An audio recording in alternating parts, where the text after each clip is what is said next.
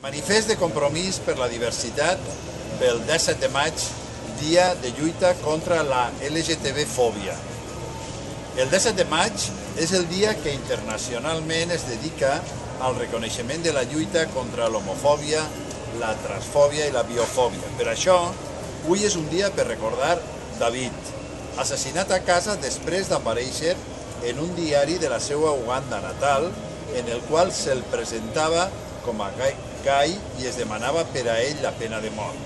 La seva compatriota, Kasha, va ser violada reiteradament perquè deixara de ser lesbiana.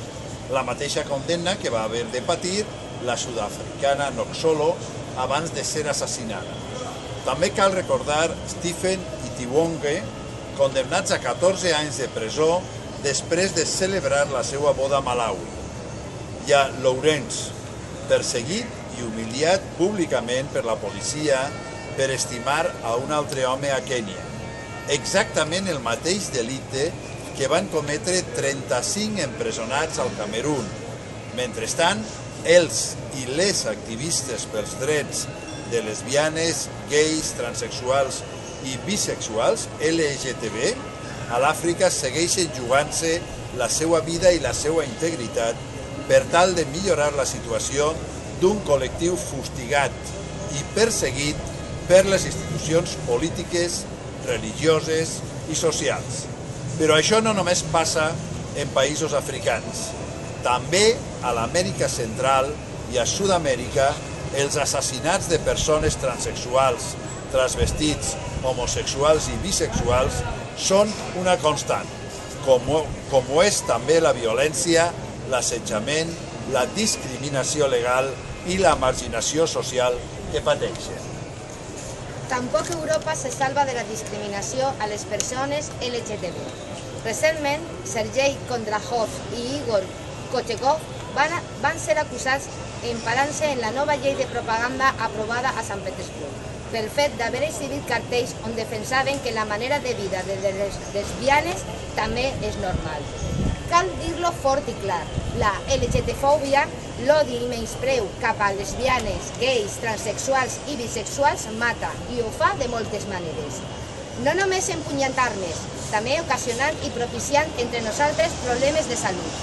La prevenció del VIH és impossible en un entorn que no permet parlar de salut sexual, que silencia les relacions afectives i sexuals entre persones del mateix sexe, que estigmatitza, discrimina i margina les persones que viuen amb aquesta malaltia.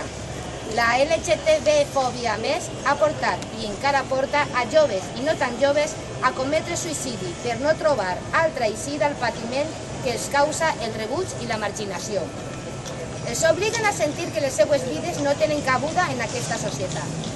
Els índexs de suïcidi en el col·lectiu LGTB doblen i en alguns països fins i tot tripliquen el d'altres col·lectius en risc d'exclusió social.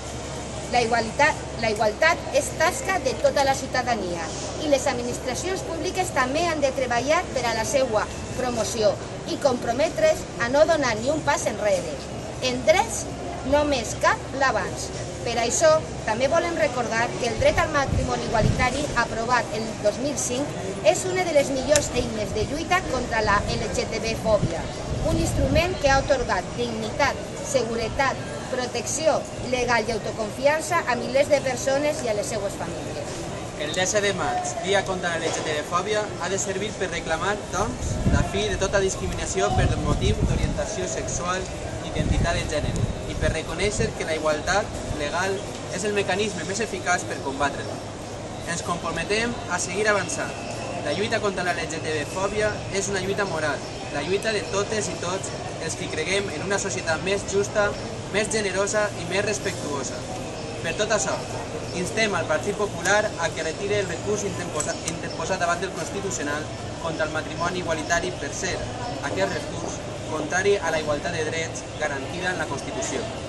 Reclamem al Govern central, a la Generalitat i als ajuntaments valencians que treballen més activament perquè la vida i els drets de les persones LGTB es respecten promovent el reconeixement legal dels seus drets civils i que es faci realitat el seu dret a la salut.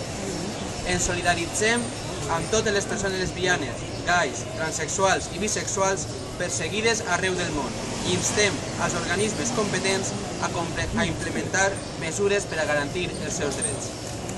Molt bé, i ara anem a descobrir La placa.